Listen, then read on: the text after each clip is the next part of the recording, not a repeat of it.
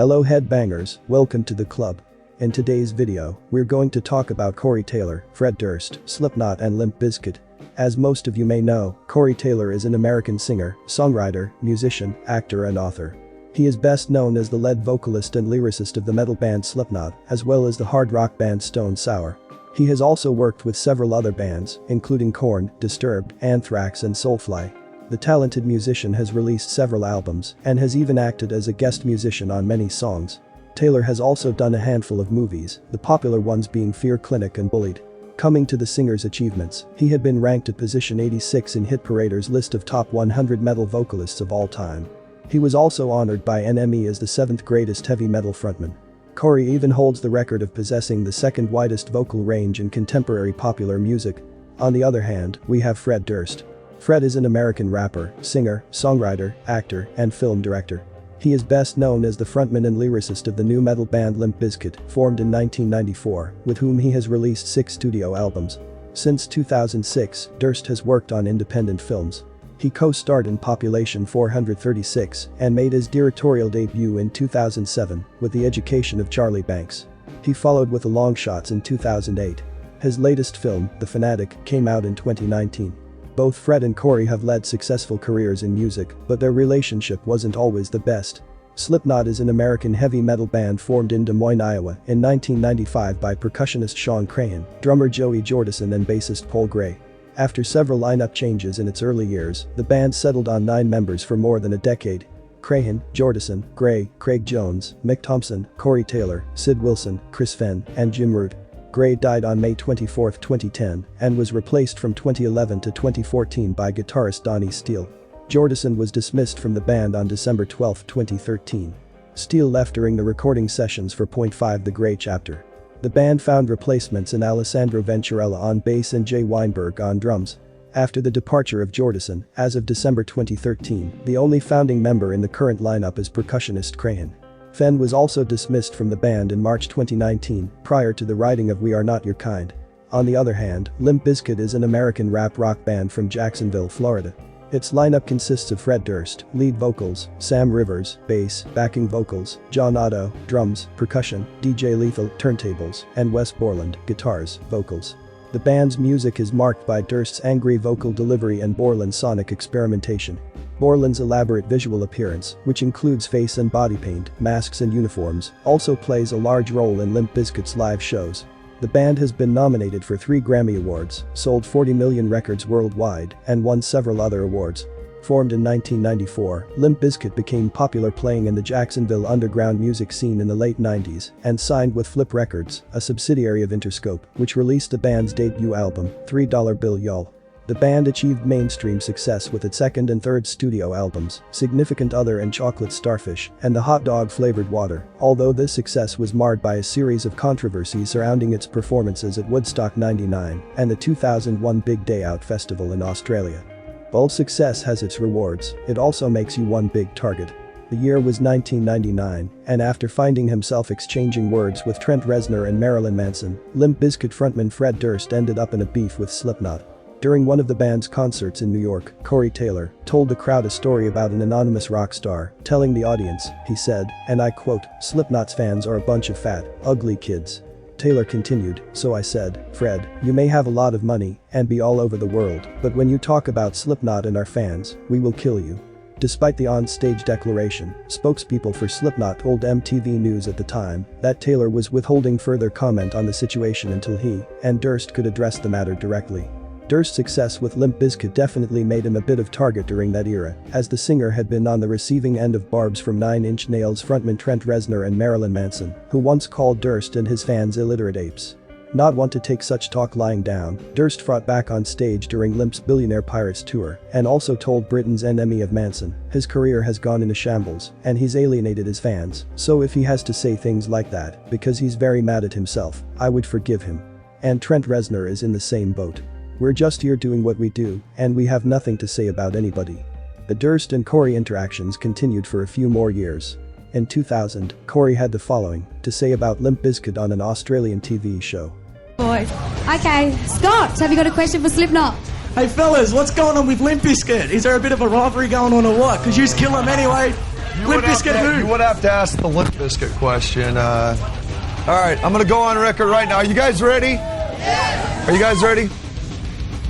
Limp Bizkit, somebody in Limp Bizkit had the audacity to say to one of our good friends, who's a very reliable source, that Slipknot fans are nothing but a bunch of fat, ugly kids. You know what? Hold on a second. You know what I said to that? Hold on a second. Hold on. I want to tell you what I said to that. One, I'm a fat, ugly kid. 2, Slipknot fans, for the most part, enjoy all kinds of music, like Limp Bizkit, maybe. So what you're basically saying is that your fans are fat, ugly kids too? Is that what you're trying to say to me, Mana? Huh? Is that what you want to say? You want to talk shit on the people that you care about, man? We will come here and we will kill you! On another occasion, during a solo presentation, Corey added some thoughts about his relationship with Durst. All I can say is Fred Durst Is a cunt. is a person.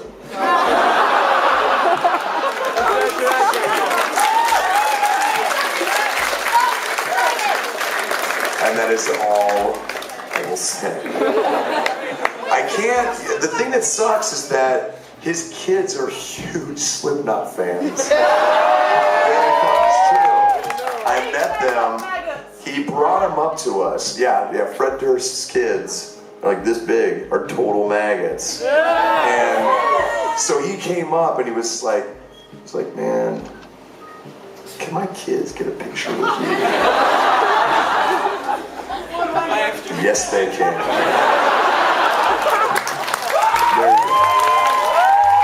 While Fred's kids are apparently huge Slipknot fans, their feud started way back in the early 2000s, when both bands were in the spotlight and Fred and Corey were much younger. In another interview during the early 2000s, Fred and Corey said some harsh words about each other. Fred Durst is a great businessman, but he's not an artist. I don't feel that from him. I don't give a fuck if he's got $10 gajillion. He is not an artist to me. And, you know, it has nothing to do with him as a person. It is what he is doing. He is pre-packaging and he is he's processing music that a lot of kids feel. Man, this band is super fat. And we don't even know them. You know what I mean? That's their whole thing. That's their chant. That's their thing. And it's sort of like, that's cool. You know, maybe all this hate that's going around the world is from, you know, it's all that's why I said, I know why you want to hate me, because hate is all the world has even seen lately. And last but not least, Corey explained the whole situation back to back during one of his solo presentations. It seems like since then, Fred and Corey have amended their differences. They have both performed at the same stage and Limp Bizkit was invited to perform on Slipknot's own festival, Knotfest. Limp Bizkit get started. Well, in true Corey Taylor fashion, it was my fault. The funny thing is that it honestly didn't even start with Bizkit. It started with me talking shit about Korn. Not so much Korn, but Dave Silveria's wonderful underwear commercials. You fucking kidding me? It was a matter. We were out on Ozfest '99, and we're in this truck stop somewhere in Texas, right? So everything's just kind of got dust and oil on it. And I'm walking around, I'm looking for something to read on the bus and whatever, and I come to it wasn't Revolver, I think it was like Hit Parader when it was out. And I'm like, it's like 2 in the morning, I don't really care at this point, it's something to probably take with me in the shitter. And I flip it over, and who do I see on the back cover? Just in underwear. This is the drummer for Korn. And the whole band is in there by that point. And I just go, what the fuck is this?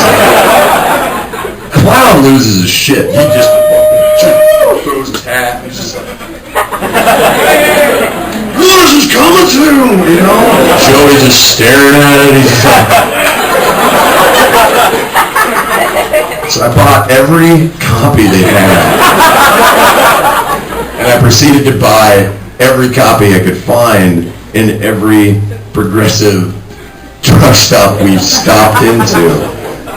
And I started burning it on stage in effigy. Like I was like, yeah, here's your medal. There you go. We've all become Calvin Klein models. This is fucking ridiculous.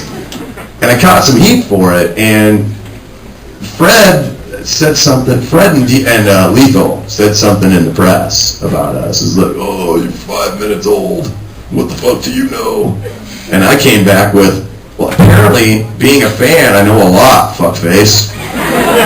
So that became the beginning of my Fuck Fred Durst campaign.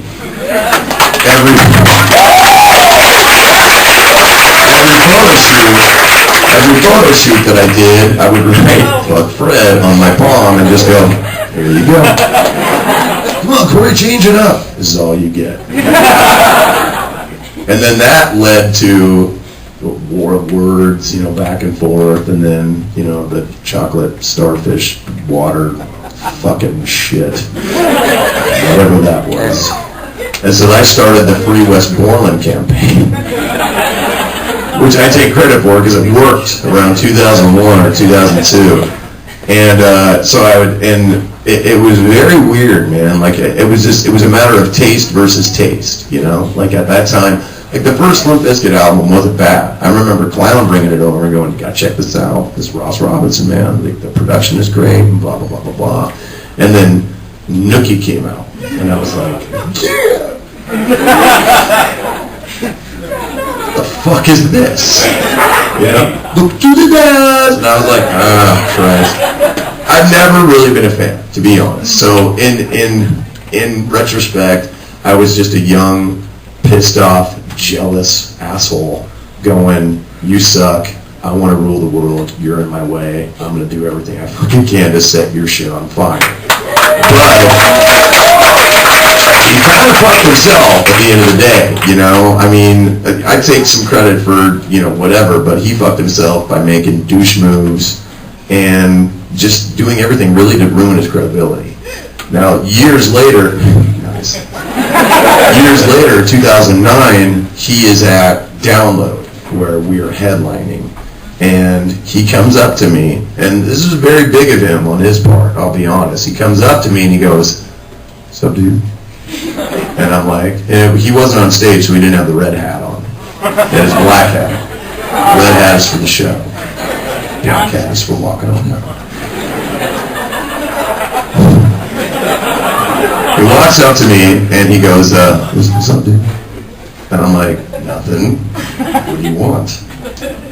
We obviously don't know each other. And he goes, "My kids are huge fans."